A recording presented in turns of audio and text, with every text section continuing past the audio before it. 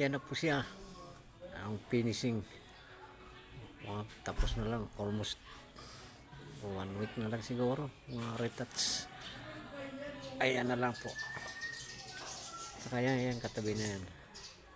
Gagawin namin yung bubong at saka yung likod. Repair. Palit gutter. Isami. Saka ito. Harap. Ayun, nandun oh. Ang gumagawa doon. 4 na linggo na ngayon yun.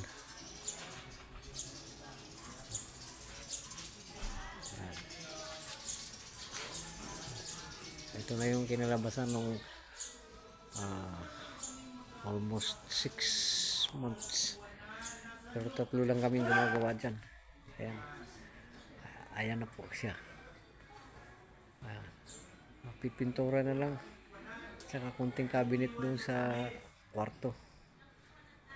Muntik na makalimutan. Ayan po siya. Linis na lang. Repair, kunting repair, pintura. Ayan po.